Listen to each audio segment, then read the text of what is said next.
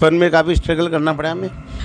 इतने आडंबर नहीं थे, मोबाइल नहीं थे, टीवी के इतने नहीं थे, दूरदर्शन टीवी आता था, हर काम हमारा ऑनलाइन बैठे बैठे हो जाता है। आजकल ये आ गया कि आप किसी उधार का पैसा लेने जाओगे तो वो तो बाद में आप तो धीरे बोलोगे, वो आपसे तेज वो बोलेगा। बहुत अलग है, सोच नहीं सकते उस समय और आज के समय को, बिल्कुल सोच भी नहीं सकते अपन। जब हम थे, हम उस टाइम सितोलिया खेलते थे, गिल्ली डंडा खेलते थे। आजकल के बच्चे मोबाइल हैं। व्यापार में स्ट्रगल, व्यापार ही एक स्ट्रगल ही है, व्यापार का नाम ही स्ट्रगल है।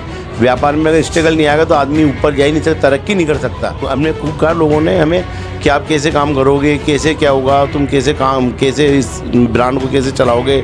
लेकिन ईश्वर की ऐसी कृपा रही, क्योंकि हमें एक बात ध्यान है, कृष्ण भगवान ने कहा था कि मेहनत तुम करो, फल देने का काम मेरा है। वही चीज़ हमारे दिमाग में रही कि अपन को मेहनत करनी है, फल देने का काम भगवान को। और हमने मेहनत करी रात दिन और हम बहुत ऊंचाइयों पे गए, बहुत ऊंचाइयों पे गए, इतनी ऊंचाइयों पे गए कि हमारा सीमेंट की जो इंडस्ट्री है उसमें नाम हो गया हमारा।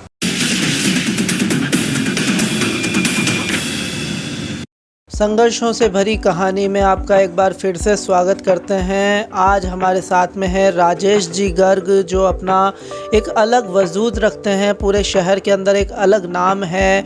इस नाम को कमाने के अंदर पूरी उम्र बीत जाती है और अपना एक संघर्ष रहता है। आज हम राजेश जी की ज़ुबानी उनके संघर्ष की कहानी को जानेंगे।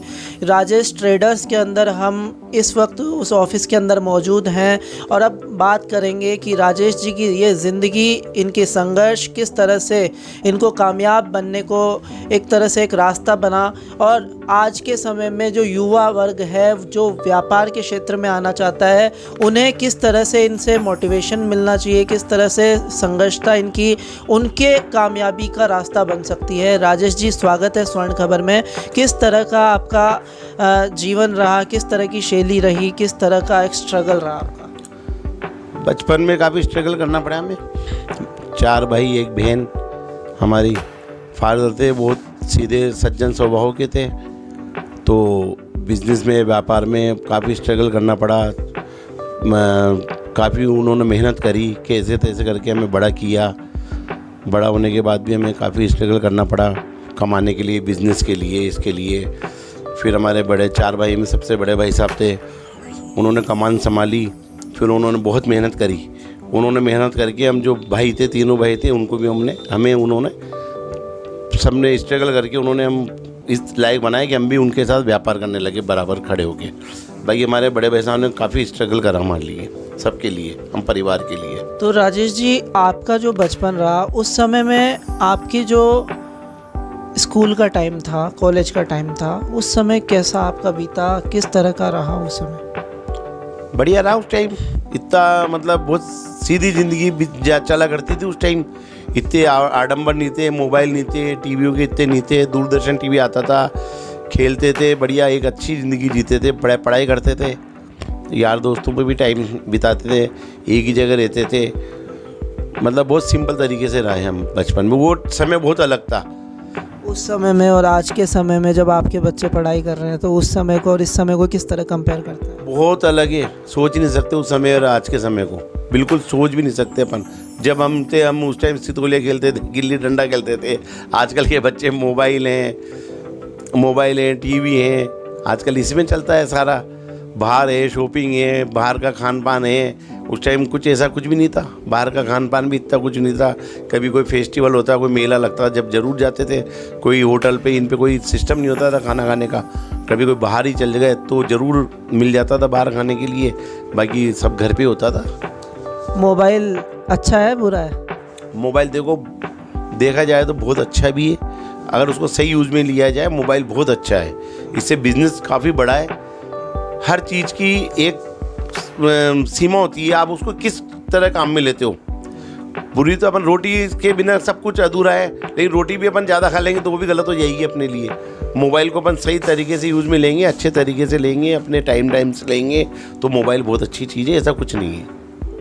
तो जब आप कॉलेज में जाते थे, पढ़ाई करते थे, तो उस समय कोई ऐसा यादगार पल आपको याद आता है जब कोई मस्ती की हो, पकड़ में आए हो, डांट पड़ी हो, कुछ ऐसा? मैं यादगार तो यार दोस्तों में खूब बढ़िया आराम से एंजॉय करा। एक हमारे दोस्त थे, मित्र थे, सब रहते थे, हम 4-5 दोस्त थे, साथ रहते थे। बहुत मस्ती भरी ज़िंदगी जीते थे हम कॉलेज में भी। बढ़िया पढ़ाई भी करते थे, मस्ती के टाइम को मस्ती भी करते थे। क्या पढ़ाई किया आपने कॉलेज में? बीए फाइनल किया मैंने। बीए फाइनल के बाद में व्यापार के क्षेत्र में किस तरह से आप आगे बढ़ते हो? व्यापार के क्षेत्र में तो जब मैं 10th के बाद ही आना चालू किया था, कि व्यापारी था, पापा के साथ रहते थे, सब भाई रहते थे, तो व्यापार तो करना था ही। तो 10th के बाद ही मैं थोड़ा थोड़ा दुकान पे आने लग गया था।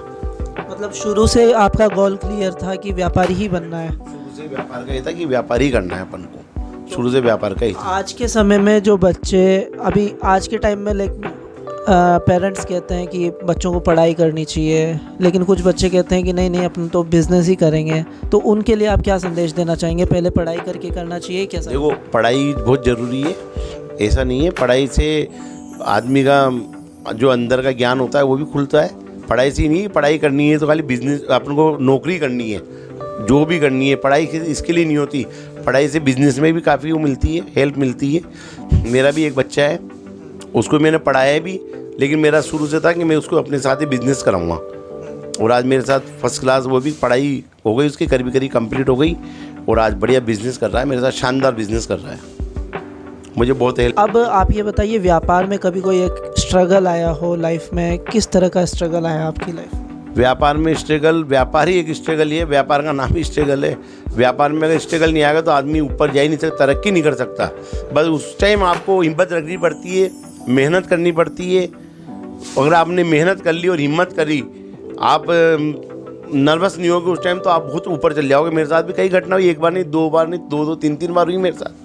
पहले हम कंबाइंड में काम करते थे, हमारे भाई सब काम करते थे, हम एक सीमेंट का। फिर हमारा बंटवारा हुआ, फिर हम अलग अलग हुए, फिर हमने कुछ टाइम काम किया, मिल के काम किया। फिर हमारा एक टाइम ऐसा है कि हमें अलग काम करना पड़ेगा, दूसरे सीमेंट लाइन में जाना पड़ेगा। वो टाइम हमारे लिए बहुत स्ट्रगल वाला था।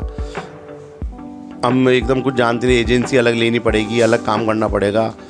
हम बहुत उसमें तक क्या होगा, कैसे करेंगे, क्या नहीं करेंगे। लेकिन ईश्वर का आशीर्वाद सदा हमारे ऊपर रहा, क्योंकि हमने ईश्वर पे बहुत विश्वास, हमेशा विश्वास, और आज भी विश्वास करते हैं हम हमारे ईश्वर पे। बहुत विश्वास करके हमने अलग से काम लिया, और हमने फिर वो काम लेके बहुत स्ट्रगल करा, उसमें बहुत मेहनत करी हमने, रात दिन एक करा हमने। और रात दिन एक करके हमने खूब कहा लोगों ने हमें कि आप कैसे काम करोगे, कैसे क्या होगा, तुम कैसे इस ब्रांड को कैसे चलाओगे। लेकिन ईश्वर की ऐसी कृपा रही, क्योंकि हमें एक बात ध्यान है, कृष्ण भगवान ने कहा था कि मेहनत तुम करो, फल देने का काम मेरा है। वही चीज़ हमारे दिमाग में रही कि अपन को मेहनत करनी है, फल देने का काम भगवान का। और हमने मेहनत करी रात दिन, और हम बहुत ऊंचाइयों पे गए, बहुत ऊंचाइयों पे गए। इतनी ऊंचाइयों पे गए कि हमारा सीमेंट की जो इंडस्ट्री, उसमें नाम हो गया हमारा। सीमेंट इंडस्ट्री में नाम हो गया।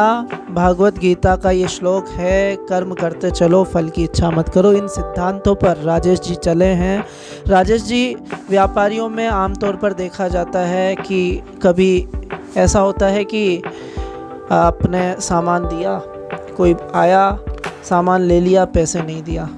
इस तरह की घटनाएं काफ़ी हद तक देखी जाती है। तो पैसे निकालना उनसे किस तरह से आपकी लाइफ में कैसे हुआ? सर, कई घटना हो गई, और ये क्या है, व्यापारी को बहुत सचेत होकर बिजनेस व्यापार करना चाहिए। बहुत मुश्किल है, अगर किसी में पैसा उलझ गया आपका, तो उसको करना बहुत मुश्किल है। अगर वो कोई बाहर चल गया, भग गया, कर गया, तो आप कुछ नहीं कर सकते। व्यापारी को मैं यही संदेश दूंगा कि फूक फूक के काम करें, उधार बहुत सोच समझ के दे, बढ़िया आदमी को दे। उधार दे भी तो बढ़िया आदमी को दे, इज्जतदार आदमी को दे, जानकार आदमी को दे। उधार का पैसा मेरा बहुत डूबा है, और पैसा निकलाना बहुत मुश्किल घड़ी होती है, पैसा निकलाना। आपके साथ में ऐसी कोई घटना हुई हो? मेरे साथ में 3-4 घटना हुई इस तरह की। यहाँ सिविल लाइन का काम चला था, बहुत बड़ी कंपनी थी, हमने देखा बहुत बड़ी कंपनी है, सुभाष चंद्रा की कंपनी थी, जो GTV का मालिक है। हमने उसको देख के हमने माल दे दिया उसको, भाई ठीक है, इतनी बड़ी कंपनी है। हमने उसका बैकग्राउंड देखा तो 10 मिलियन का उसका होता सिस्टम, हिसाब किताब था। हमने कहा इतनी बड़ी कंपनी कहाँ जाएगी। हमने उसको उठा के हमने 5 लाख का माल दे दिया। वो पूरा 5 लाख हमारे पूरे के पूरे डूब गए। कोई उसका वो नहीं बना। इतना बड़ा आदमी था, कहाँ जाए, किसको ढूंढे, किसको वो करें। उस आदमी ने मुझे ही नहीं, और भी कई लोगों को डुबोया। जो यहाँ सिविल लाइन, बाद में गवर्नमेंट ने भी उसको डिसमिस कर दिया था काम से। तो डिसमिस होने के बाद सबका पैसा खा गया वो, लेकिन पैसे डूब गए। और ऐसे छोटे मोटे और भी डूबे, कई झटके लगे हमें। कोई बाहर के लोगों में ज़्यादा लगते हैं झटके। बाहर के लोगों से तो बिल्कुल जो भी लेन देन हो बहुत सोच समझ के करो। मुझे जितने भी झटके लगे आज तक सब बाहर के लोगों में लगे। लोकल में मुझे कोई ऐसा झटका याद नहीं है कि लोकल में मुझे कोई झटका लगाओ, क्योंकि लोकल में तो अपन जानते भी हैं सबको किसको देना है किसको नहीं देना। फिर भी मैं यही कहूँगा, ये संदेश दूंगा कि उधार को बहुत सोच समझ के देना। जो उधार देगा फेंकेगा वो व्यापारी डूब जाएगा, वो डूबने के कगार पे रहेगा, डूबेगा वो व्यापारी 100% डूबेगा। और बाहर के लोगों को जो माल दो सामान दो तो बहुत सोच समझ के देना। लोकल में भी सामान दो पूरा उसका बैकग्राउंड देख के ही देना। कोशिश करो कि आप 2 पैसे कम ले लो उससे, आप 10 रुपये की जगह 5 रुपये कमाओ, लेकिन नकद में ही व्यापार करो। नकद में व्यापार करने की सलाह दे रहे हैं राजेश जी। राजेश जी, आप ये बताइए, जो व्यापारी हैं, व्यापारियों के बच्चे हैं जो व्यापार के क्षेत्र में आना चाहते हैं, या कुछ ऐसे बच्चे हैं जो नए क्षेत्र में हैं या जिनका फील्ड ही नहीं था व्यापार में, अब वो व्यापार में उतरना चाहते हैं, उनको किस तरह की टिप्स देना चाहेंगे आप? नहीं, व्यापार में उतर सकते हैं वो, लेकिन व्यापार में जब भी कामयाब होंगे वो ये नहीं देखे कि जिम्मेदारी ले पूरी। मतलब ये नहीं कि ठीक है हमारे पापा कर रहे हैं, बैठ गए टाइम पास कर लिया, कुछ नहीं होगा। उनको अपनी एक अलग पहचान बनाने के लिए उनको जिम्मेदारी लेनी पड़ेगी। जिम्मेदारी लेंगे, मेहनत करेंगे तो बहुत आगे बढ़ेंगे। जिम्मेदारी लेंगे तो आगे बढ़ेंगे। राजेश जी, किस तरह का बदलाव आपको दिखाई देता है आपके शुरुआती समय में जो व्यापार था और आज के समय का जो व्यापार है उसको किस तरह से देखते हैं? हम इस तरह से देखते हैं, पहले व्यापार बहुत इजी हुआ करता था, कंपटीशन नहीं था इतना, दुकानें भी कम थी, ब्रांड भी कम थे। आज दुकानें भी काफ़ी हो गई, ब्रांड भी काफ़ी हो गए। पहले लोग बहुत सही हुआ करते थे, लोग बाग उधार ले लेते तो उसके घर चल जाते थे तो डरते थे लोग बाग कि यार कुछ पड़ोसी नहीं सुन ले, कुछ नहीं सुन ले। आजकल ये आ गया कि आप किसी उधार का पैसा लेने जाओगे तो वो तो बाद में आप तो धीरे बोलोगे, वो आपसे तेज वो बोलेगा, उसको कोई डर नहीं होता, क्योंकि लोगों को कोई शर्म नहीं रही अब इस तरह की। और अब कंपटीशन बहुत ज़्यादा हो गया, अब व्यापार बहुत कर्रा काम हो गया, बहुत मुश्किल काम हो गया व्यापार करना कोई हल्का फुल्का काम नहीं है। पूरा टाइम देना पड़ता है, पूरी मेहनत करनी पड़ती है इसके लिए, जब जाके व्यापार बढ़ेगा। अब व्यापार की पहले वाली बात कतई नहीं है, 1% भी नहीं है। ऑनलाइन जो डिजिटलाइजेशन हुआ है, बिल बनाने में भी आसानी होने लग गई है, बहुत सी चीज़ों में ऑनलाइन का आपको फ़ायदा भी मिला होगा, उसको देखते हुए किस तरह से व्यापार में सहायता?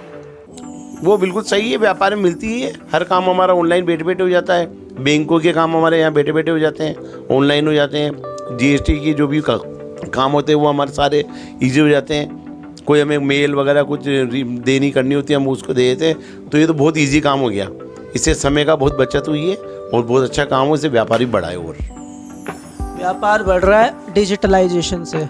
लेकिन अगर हम बात करें कि पहले की तुलना में जब इन्होंने शुरुआत की और आज के समय की जो हम बात करें तो उसके अंदर काफ़ी अंतर है।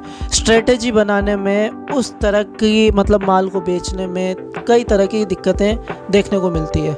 उसी को लेकर के हम बात करेंगे। राजेश जी, किस तरह की आपको जो समस्याएं आपको झेलनी पड़ी उसको लेकर के और आज की सफलता तक आप किस तरह से संक्षेप में किस तरह से देख रहे हैं इसको? मैंने बताया ना आपको कि कंपटीशन बहुत ज़्यादा हो गया, हर व्यापार में ब्रांड ज़्यादा हो गए।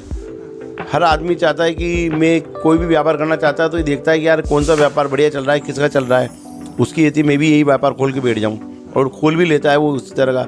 फिर कंपटीशन करता है वो, उसमें बहुत स्ट्रगल करना पड़ता है, कंपटीशन करना पड़ता है। आपने जो रेट दी वो जाके तो रेट को आपको रेट बिगाड़ेगा, रेट ख़राब करेगा, कोई नहीं समझता उधार दे देगा, आप नकद दे रहे हो वो उधार दे देगा। तो स्ट्रगल तो बहुत ज़्यादा हो गया व्यापार में।